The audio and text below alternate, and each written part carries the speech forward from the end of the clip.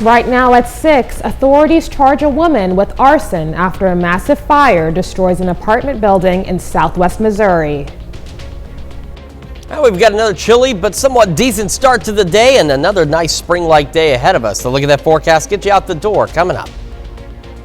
Plus, voters in Jasper, Missouri will soon decide on a tax increase to staff the fire protection district. The 4 states' most watched news starts now. Good morning and welcome to the KOAM Morning News. It's 6 a.m. I'm Melissa Alexis. I'm Chris Warner. It is now Wednesday, it's March the 26th, and we are marching on through spring so far. Yep. Not been too bad as of yet across the area. It's been pretty nice. It's been pretty nice. Yesterday was a beautiful day. Today is shaping up hopefully to as well be a beautiful day. It certainly should be. We got some storm chances a little less than 24 hours from now. We'll talk about that a little later as well. And of course, it's 6 a.m. It's time for me to share a little gem from the internet. Okay, I just saw this and it's stupid, but I like it. Okay, so what has 5 toes but isn't your foot? I don't know. What is it? My foot. That's a good one. There you go. Tell that to your kids when they wake up for school this morning and they'll want to go right back to bed. Let's take a look outside downtown Pittsburgh. The internet, man, you know, it's got its ups and downs. Unfortunately for me, that's its ups, is it gives me useless information and silly jokes and silly things to share with you all. But it's 6 o'clock in the morning. We got to got to get going, all right? Got a great start to the day, though. Clear skies out there. MoDOT camera 20th and range line looking good as well. A little off focus, and you can see it shaking just a little with the breeze. Now, it shakes a little more because they have it zoomed in. So, when it's zoomed in, you'll notice the wind a little more. But we're not looking at gusty winds today. That changes, though, heading into tomorrow. We'll have clear skies, maybe some partly cloudy skies here and there, and a light east breeze. So, a very nice day. Our temperature's a bit above normal out there. But all in all, pretty decent. So if you want to get outside, maybe walk a trail or head to the park today, a great day to do so. But you want to wait for it to warm up a bit. A little chilly this morning. 48 in Joplin, 45 in Pittsburgh, and across the area, most of us in the upper 40s. We have a couple of low 50s here and there. We even have some low 40s. In Miami, you had dropped down to 39 earlier. Now Stockton is the cold spot at 39. But remember, 40-ish is our average low, so most of us are actually above normal, and that trend will continue for the next few days. Around 47 when the kids get on the bus, again, maybe some clouds here and there. Winds will be calm for the most part. And then east winds 5 to 10, about 72 when the bus brings them home. And again, a mix of clear to partly cloudy skies and highs for just about all of us heading into the low 70s. It will be even warmer tomorrow. And as I mentioned, a little less than 24 hours from now, we do have some storm chances. We'll talk about that. And we'll have an update on the weekend thunderstorm chances here in just a few more minutes. Melissa? All right, thanks, Chris.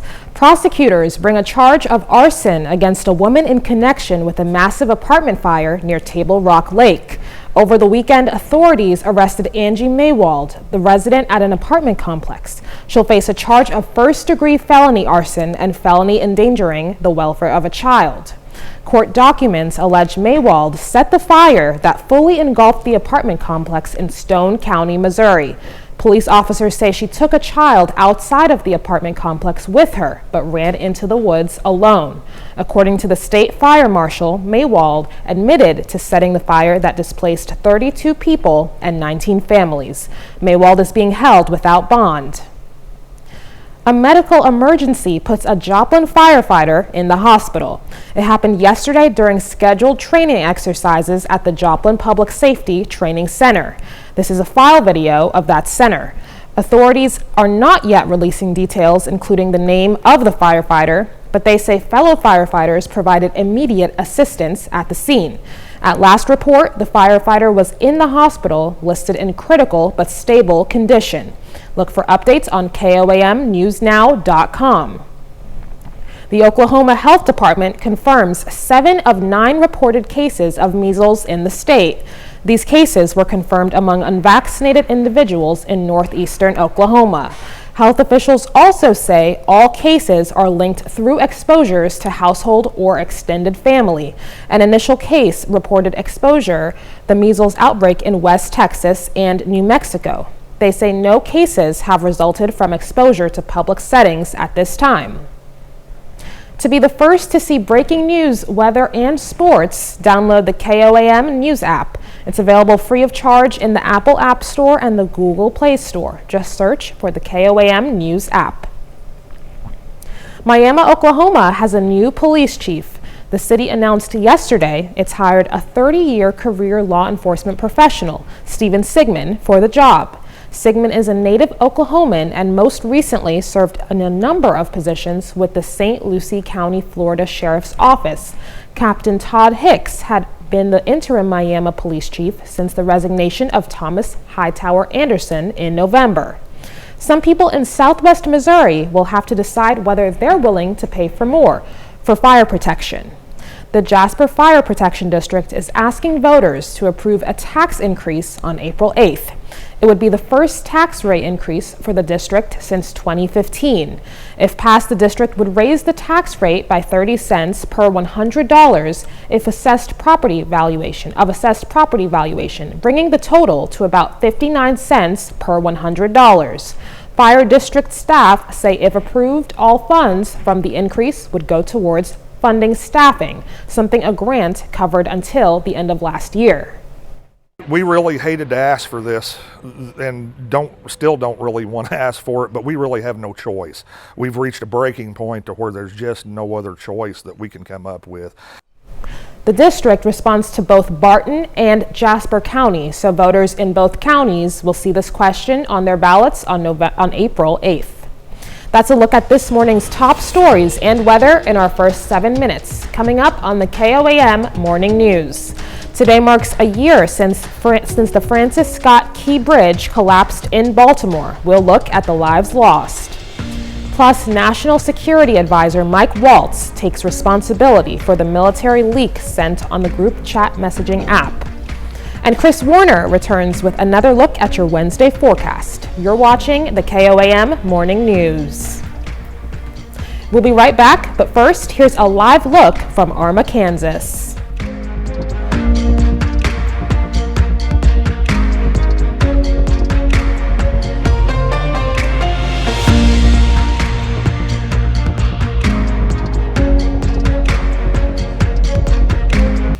Topping Nation Watch this morning. It's been a year since the Francis Scott Key Bridge collapsed in Baltimore. The entire 1.6-mile structure crumbled into the water below after a cargo ship hit it.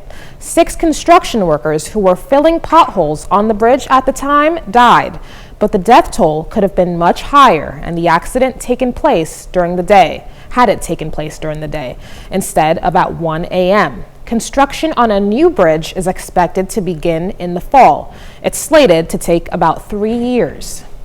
The U.S. saw 90 declarations of major disasters in 2024. That's nearly double the average of 55. The President of the United States can declare a major disaster anytime an event surpasses the ability of state and local government to respond.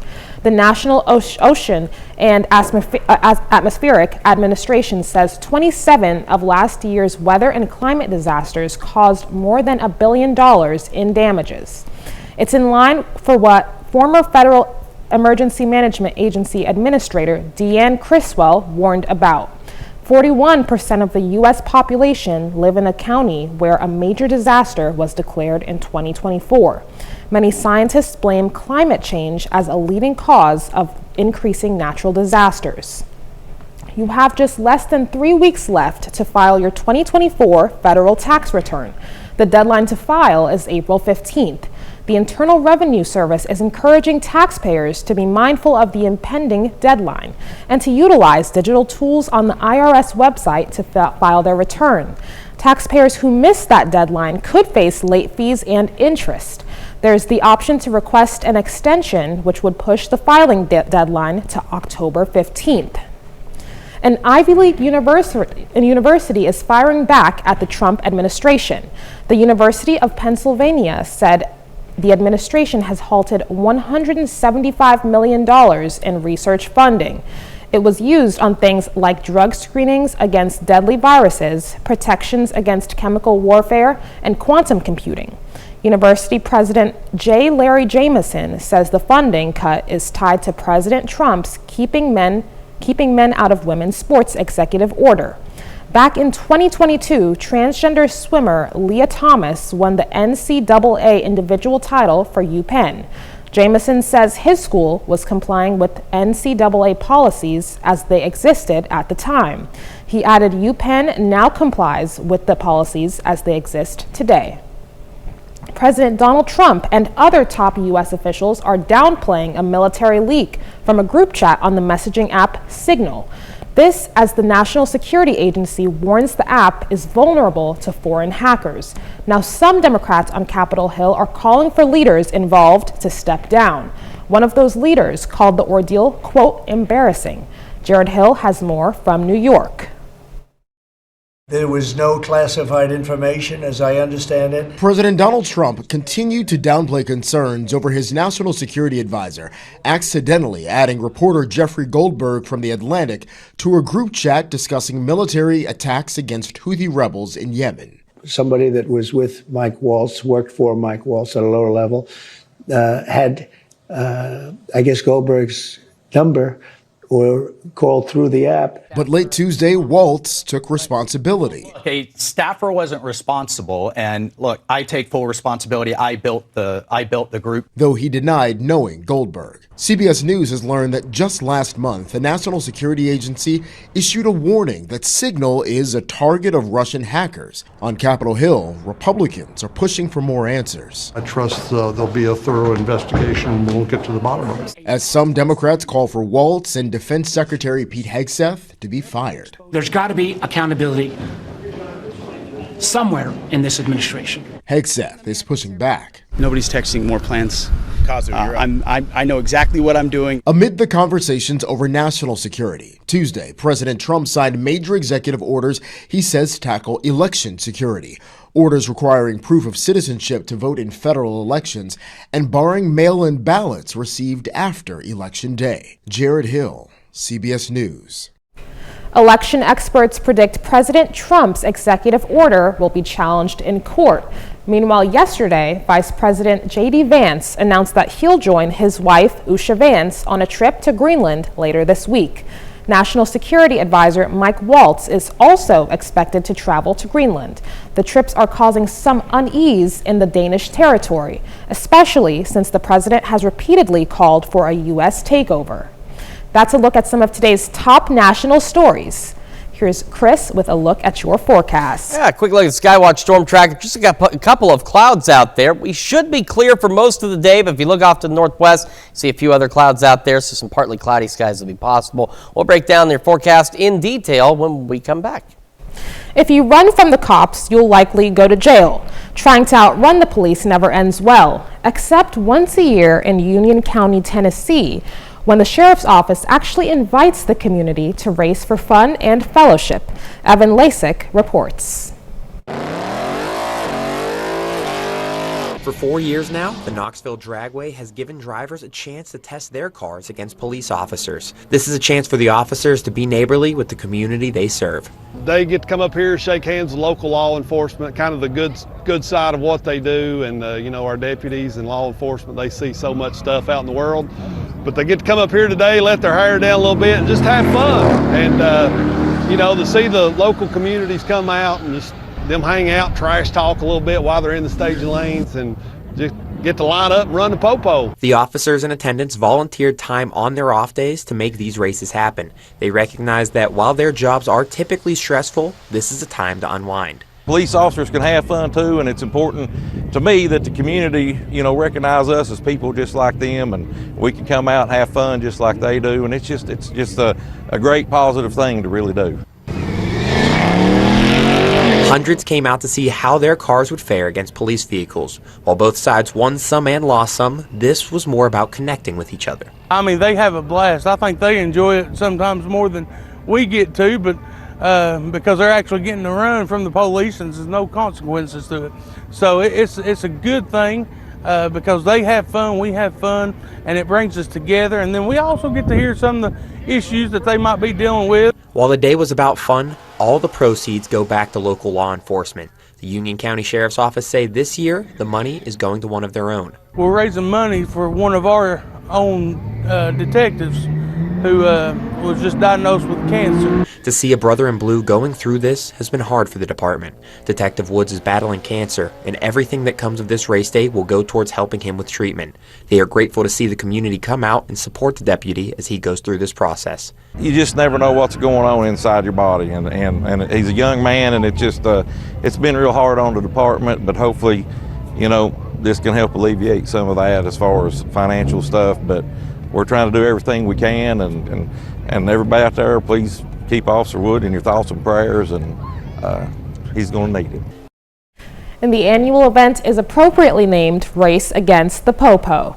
Now here's Chris with a quick look at your forecast. I got a clear skies to start the day. Maybe a few clouds a little later today and thunderstorm chances tomorrow. And of course those storm chances Sunday. We'll have a look at your forecast when we come back. Welcome back to the KOAM Morning News. 622, almost 623 now on this Wednesday morning. We're going to start with the future track. So again, today we're looking at mostly clear skies, possibly some partly cloudy skies here or there as we head through the afternoon. Otherwise, an absolutely beautiful day. A little warmer off to the west, but most of us at least into the low 70s today. Now as we get into the overnight hours, once we get past midnight, clouds increase. We are looking at that chance for some scattered showers, maybe a few thunderstorms as we head toward the start of the day tomorrow. So after 4, and I'd say between 4 and 1, we'll have this opportunity to start the day a little bit soggy, and again, maybe some thunderstorms out there. No severe weather is expected with any thunderstorm activity we may get, and it should be done by about 1 o'clock at the latest out there. I know Future Track here is holding it a little later, but I think it'll be out of here by about 1. We head into our Friday. By the way, it's going to be breezy and warmer tomorrow. We'll talk about that in a moment too. We'll have an opportunity for some scattered, isolated pop-up showers or storms. Most of us will be dry through the day on Friday, but you can see we could have 1 or 2 of those here or there. And then we've got the thunderstorms on Sunday, which we're going to get to as well. First though, getting through the start of this day, upper 40s to start, low 60s by 11 a.m. and again, a mix of clear to partly cloudy skies at times. Heading into the afternoon, same situation with the sky cover, but otherwise low 70s for most of us, and a light east breeze at around 5 to 10 miles an hour. We go into the evening, mild. And that's the other thing. Our average low is about 40. We're going to be about 20 degrees above that in most cases. We're down to low 60s by 10, not much more dropping because the clouds will start to increase after midnight, and even in the warm months, those clouds will still act as that blanket, keeping that warmer weather in. So the warmer temperatures in. We're going to be upper 50s, low 60s with a south breeze at around 5 to 10 miles an hour. So let's talk about the weekend. The Saturday situation is still, it's almost an up in the air kind of deal. Some data suggests at this point we're not going to see anything Saturday. Some data suggests we will. This data is suggesting we still will, but I do believe we're more likely looking at something late Saturday in the very early Sunday across the region as we head into the weekend. So we go into Saturday. If we see anything, it's going to be afternoon with some isolated to widely scattered showers, maybe a couple of thunderstorms. But at this point, it's just they believe there's going to be too much of that cap in place. It stops thunderstorms from developing.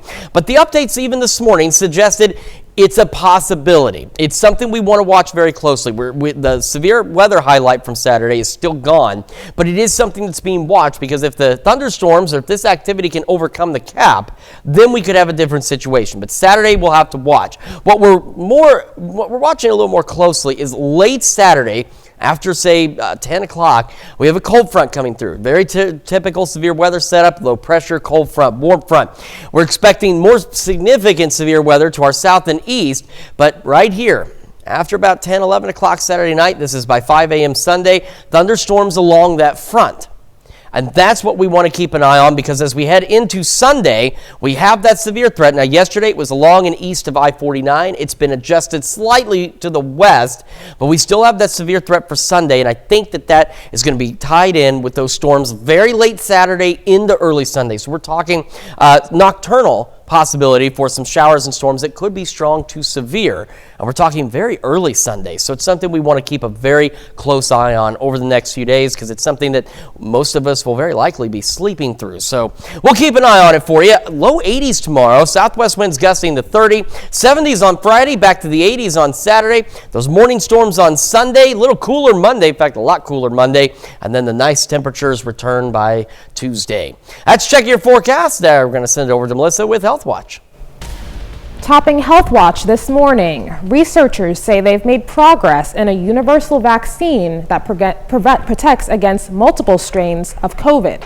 Currently, the COVID vaccine needs to be updated often because the virus keeps mutating. But research presented by the American Chemical Society found using new techniques, they could potentially make a vaccine that helps the body create antibodies for multiple COVID strains, as well as the flu and common cold. A health benefit for many pregnant women comes from an unusual source, from chili. A study by the University of Buffalo found pregnant women who ate chili once a month had a 4% lower chance of developing gestational diabetes, which can affect both the mother and the baby. This may be because of both the beans and the chili powder are linked to improved blood sugar levels. A new study on smartphone use by children showed some surprising results. The findings by the University of South Florida found kids ages 11 through 13 who have their own smartphones were less likely to report depression or anxiety, and they spent more time in person with friends. But the study also found social media use by kids can be harmful to their mental health. That's a look at some of today's top health stories. We'll be right back. Right now at 6:30, some area science students made their way to MSSU for the annual Regional Science Fair. We've got a pretty decent day lined up for us on our Wednesday. We'll have a look at that forecast, get you out the door, coming up. Plus, we hear from some students fired up for Pitt State's women's basketball team and their trip to the Final Four. The 4 States Most Watched News starts now. Good morning and welcome to the KOAM Morning News. It's 6:30. I'm Melissa Alexis. And I'm Chris Warner. It's now Wednesday. It is March the 26th, and it is going to be a beautiful March the 26th across the area. It's going to be really warm tomorrow. We're talking like way warm tomorrow. Okay. But we'll get to that in a moment. We know a lot of you're waking up. You got to get your day started. You want to know how your Wednesday is going to shape up, and we're going to tell you, starting though with a look outside. So you don't have to look out the window this morning. You can just look right there at your TV and see that we've got clear skies over downtown Pittsburgh, and through the day today we're going to have a mix of clear to partly cloudy skies. MoDOT camera 20th and range line looking good. Of course, each passing half hour mark here, we get, of course, more and more folks out on the roadway to get their Monday, or it's not Monday, thank goodness, their Wednesday underway. As we head into the afternoon, again, we'll have a mix of clear to partly cloudy skies at times. Temperatures warm above normal. We could see some slightly warmer temperatures off to the southwest of our area, but most of us today looking at low 70s, and just an absolutely great day. Now, there's something I want to mention because we'll talk about it in detail later, but clouds will increase after midnight, and just like in the wintertime, those clouds will act as a blanket and keep in this warm air. We're looking to be 20 degrees or so above normal for our lows tonight. A very mild evening ahead of us. 48 in Joplin right now, 45 in Pittsburgh, and we're talking we'd be starting tomorrow about 10 degrees above that. So a very mild start to the day. A bit chilly though again this morning. We have some low 40s, we got mid 40s, and we got upper 40s and even some 50s in parts of southeast Kansas there, Neodesha, Chanute, and Parsons. So not a bad start. And again, we should be about 40 for our low, so we're already above normal as it is. Kids getting on the bus, about 47, partly cloudy, calm winds or a light and variable breeze, and again a mix of clear to partly cloudy skies this afternoon, about 72 when that bus brings them home. East winds at about 5 to 10. Again, partly cloudy or mostly clear skies, and our highs today low 70s and maybe some upper 70s off to the south and west. Now we do have some shower and thunderstorm chances as we head toward tomorrow morning. And then, of course, we have those weekend storm chances. We'll go over all those details with you in the full forecast here in just a few more minutes. Melissa? Thanks, Chris. We'll see you soon. Missouri Southern hosts its 36th annual Regional Science Fair. The fair consisted of middle and high school students from over 16 counties between Missouri and Kansas. KOAM's Lonnie Walton took us there to get all the action. Well, microplastics are a really big issue just in the whole world in general right now. Ty Madison is a senior at Joplin High School. He's a science lover and joined this science fair competition to help educate people on the dangers of microplastics. In the Joplin area, for sure, right now there's a really big issue with them because there isn't necessarily data that tells us how many microplastics are in our waterways. He's not the only one dealing with microplastics. Middle school Nancy often says she talks about them too. And like Ty, she says they're no good. I did pothos propagation and plastic bottles versus glass jars. Plastic bottles can contain microplastics and nanoplastics that have harmful heavy metals and chemicals in them. And high school senior Maya Craven has her own specialty, but we'll let her tell you what that is. What I did was I evaluated sheep wool pellets as a sustainable alternative for water conservation and drought-prone areas. And how did she do that? I separated 72 individual plant pots into 3 groups. One had 0% sheep wool pellets implemented into that soil. Group 2 had about 5%, and Group 3 had about 10%. Both Maya and Ty had to give 12-minute talks to judges that they hope would allow them to enter a state competition at the University of Central Missouri. Maya says she's having a blast. I learned a lot of things that I didn't think I was going to learn. And for Ty, although there's no cure for microplastics, bringing awareness to it is just as important to him. Hard thing because microplastics can be this tiny thing that you can barely detect. And Ansley says she's saving all her learning for one thing. I want to be a vet when I'm older. Reporting in Joplin, I'm Lonnie Walton, KOAM News. And the winner of the fair received medals and cash prizes. The grand prize winner will have an opportunity to participate in an international science and engineering fair held in May. Diabetes awareness was the focus of a gathering at Joplin's Freeman Business Center yesterday. The Freeman Diabetes Coordinator presented information about how to cook for 1 or 2 people. She also gave Freeman Advantage members tips for healthier meal planning and making good choices when grocery shopping. Now you can stay up to date with the latest news, weather, and sports with the KOAM Plus TV streaming app. It's available on Amazon Fire TV, Android TV, Apple TV Plus, and Roku. The player is also available on our news and weather apps as well as our website. Watch live streaming anytime, absolutely free. The KOAM Plus TV streaming app. Pitt State has a fever right now, and the only cure is a championship for the women's basketball team. The team beat Lubbock Christian on Monday night's Elite 8 match in the NCAA tournament in Pennsylvania, and the hot streak has gotten the student body fired up for more. I love to watch them play. They work as a team. They are one. It's like a machine. Without one of the members, they don't work that well.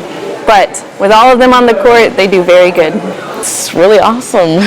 Love being a gorilla, it's just really good to see them playing, and when we're down and then the school spirit is so crazy in the gym, I really like it, and shout out to them for real. Up next for Pitt State will be a matchup against Grand Valley State in the Final Four on Wednesday night. You might have seen a Pittsburgh landmark getting a bath yesterday. Crews at the Best Hotel treated the nearly 100-year-old building to a much-needed exterior cleaning. The landmark is undergoing renovation as part of the Gorilla Rising project. That's a look at our top stories coming up on this half hour on the KOAM Morning News.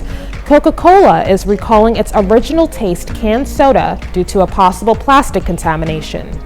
And we have a warm and partly cloudy day today. We'll have what to expect with Chris Warner in the Skywatch Weather Center. You're watching the KOAM Morning News. We'll be right back, but first, here's a live look from Arma, Kansas.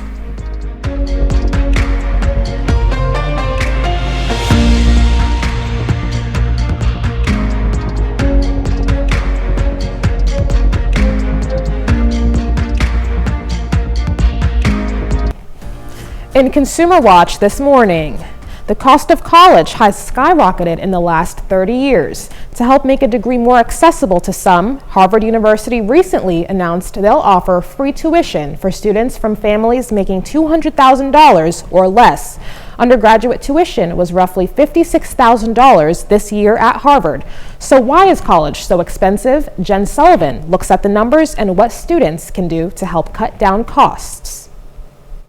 The cost of college has risen dramatically in the last 3 decades. Inflation and increasing operating costs have caused colleges to charge more.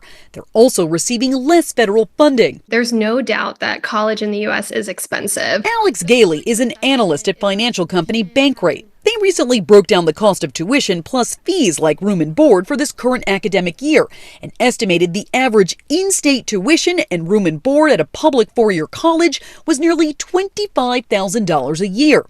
Out-of-state students paid an average of $44,000 a year.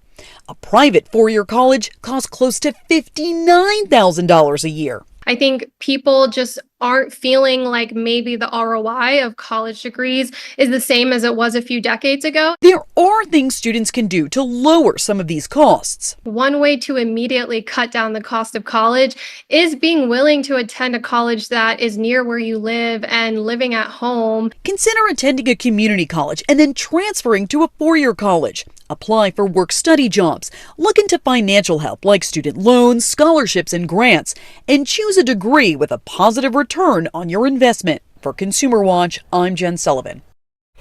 Consumer confidence dropped for the fourth straight month. This comes amid concerns over tariffs and inflation. The conference board said its index fell 7.2 points in March to 92.9. The conference board reports that Americans' short-term economic expectations fell 9.6 points below to a 12-year low. Coca-Cola is recalling more than 800 12-packs of its canned Original Taste soda. According to the Food and Drug Administration, the packs could be contaminated with plastic.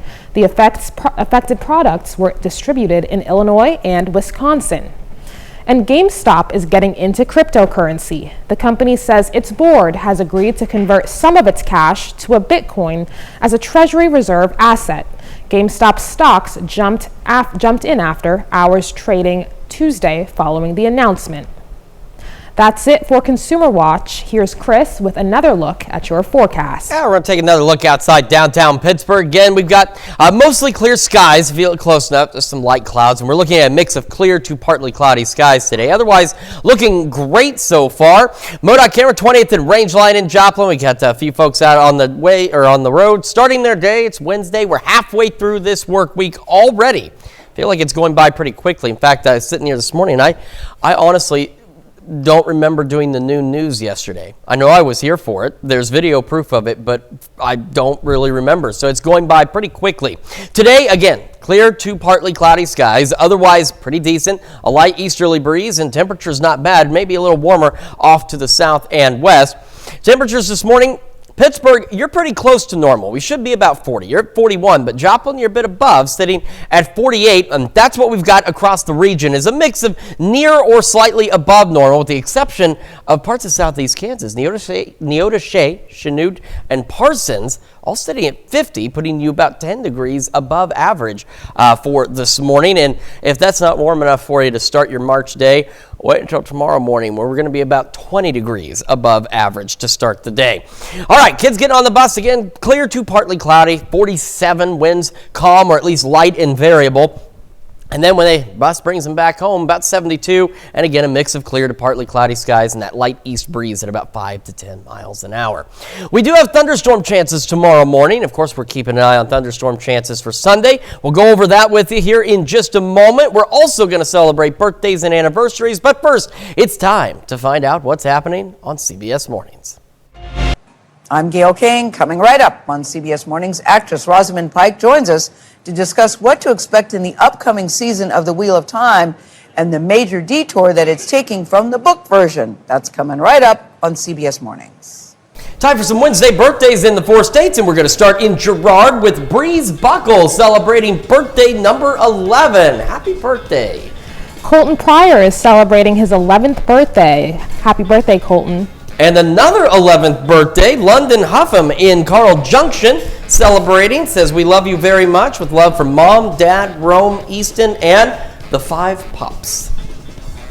Trevor Whitley from Chanute, Kansas is celebrating his 13th birthday. Happy birthday, Trevor. All right, I'm seeing a lot of Fishers out there as well. We're getting ready. It's going to be a good season. We also have Danielle Crockett in Lamar celebrating birthday number 35. Says happy birthday, baby girl, from Mom, Grandpa, Devin, and your 2 awesome boys, Connor and Finn. We love you very much. And we have Tess Watson in Weir, Kansas, celebrating her 56th birthday. Happy birthday, Tess. And see, age is just there. You can have fun at any age out there. That looks like fun. And we've got an anniversary as well. Jeff and Tessa Clark in Columbus, celebrating their 31st wedding anniversary. Very happy anniversary to the Clarks. And it's Jennifer Cobberly's birthday in Columbus, Kansas. Happy birthday, Jennifer. And our list continues with Heather York, our neighbor in Crestline, celebrating birthday number 32 today. Happy birthday, Heather.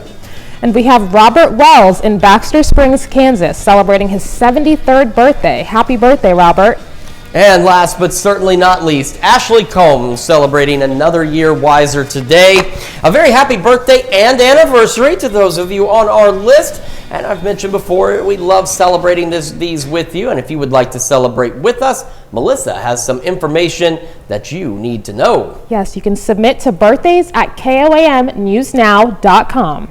And of course, you want to make sure you meet that deadline you see on the bottom of your screen. It's also essential that you tell us when your celebration is. That way we can ensure that your celebration will air on the correct date, because you don't want it airing too early or too late.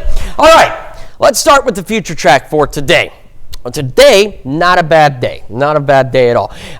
Something I've talked about this morning, maybe you're just waking up, just joining us. Yesterday, there are a half dozen or so computer models that weather people look at all the time to determine what's going to happen today, tonight, tomorrow, the next several days. All of them but one said nothing was going to happen yesterday. One said there would be some showers or sprinkles yesterday. That one was 100% accurate. It showed rain showers right through here yesterday, and that is exactly what we got in the exact same location at about the exact same time it said. So with that being said, I have added that computer model back into the future track for the next couple of days because it shows something that I think is a more likely scenario as we head into tomorrow morning. Now, I don't want anybody freaking out. We're not talking severe weather, but some of the models are suggesting not much happening tomorrow morning. I think this one might be right. We'll talk about that. Today, though, a beautiful day. Clear to partly cloudy skies. Otherwise, not bad. We'll have that light east wind. Nothing too crazy. Again, it certainly beats the last couple of weeks of the 60-mile-an-hour wind gusts. And we could see temperatures a little warmer off to the south and west across the area. Most of us looking at the low 70s today. Now, we go tonight. After midnight, clouds begin to increase across the area. Those clouds, whether it's the wintertime or the summertime or spring or fall, act as a blanket, trapping in some of that warm air. Because of that, our temperatures will stop falling back once we hit midnight. They will just kind of level out, and they'll be nearly 20 degrees above normal. We should be about 40 for our lows. We're going to be starting tomorrow in the upper 50s, near 60. That's going to be a very mild start. But also, after 4, we start to see scattered showers and maybe even some thunderstorms develop. Now, again, nothing severe, but as we go through the morning, we're looking at a soggy start. And this is the computer one that yesterday said there would be showers, and I think everybody looked at it. I looked at National Weather Service forecast. We looked at it and said, well, you're the only one that says it's going to rain. All the others say it's not. Well, it was right. So this is a scenario that I think is a bit more likely, maybe not as widespread, but I think we're going to see scattered showers and thunderstorms through at least 1 o'clock on Thursday before they begin to exit on out of the area. And once they do so, southwest winds gusting to 30. Look at these temperatures. Almost everybody in the low 80s by 5 o'clock tomorrow. It's like May-type weather, so very warm. Got a beautiful sunrise out there, though, this morning. Looks great. We got mostly clear to partly cloudy skies through the day. Upper 40s to start, low 60s by 11 a.m. As we head into the afternoon, low 70s, east breeze at around 5 to 10. And as I mentioned tonight, very mild, south winds 5 to 10, upper 50s to near 60 for those overnight lows. And then I want to quickly throw in Sunday. We're still looking at the possibility of showers and storms.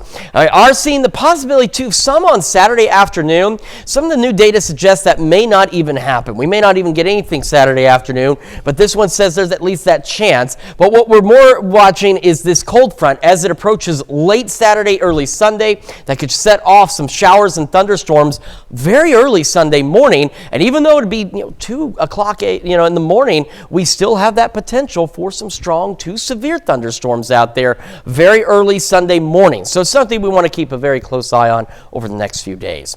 We'll have one more look at your forecast and the news you need to know in just a moment. And when we switch over to Fox 14 at 7 a.m., an organization in Wisconsin is giving people a chance to fly in a plane that dates back to the World War II era.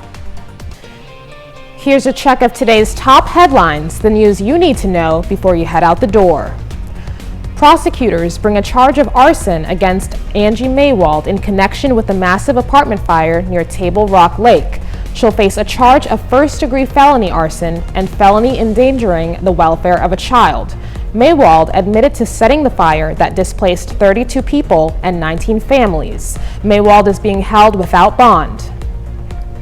The Jasper Fire Protection District is asking voters to approve a tax increase on April 8th. If passed, the increase would raise the tax rate by 30 cents per $100 of assessed property valuation.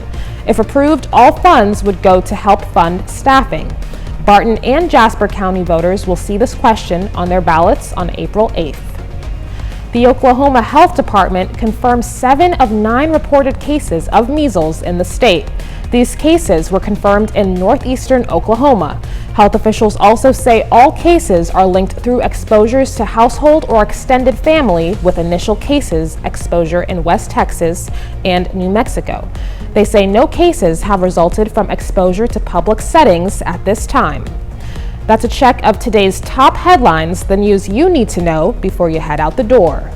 And as you head out the door, a bit chilly, but a nice day out there. Low 70s, clear to partly cloudy skies, east winds 5 to 10.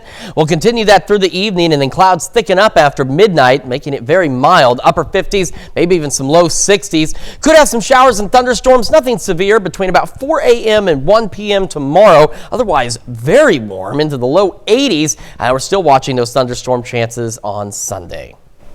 Coming up today at noon, we're making Philly cheesesteak bake in the Mr. Food Test Kitchen. And your morning news continues on KOM with CBS Mornings. Or you can switch on over with us to Fox 14, where your only local morning news continues. This morning, John Harrison joins us in the studio to teach us a few tips to help your outside plans this year. Plus, James Coover also join us in the studio for another Wildcat Wednesday. However, that is going to wrap things up for us for now. We will see you back here tomorrow morning at 5 a.m. And we'll see you today at noon.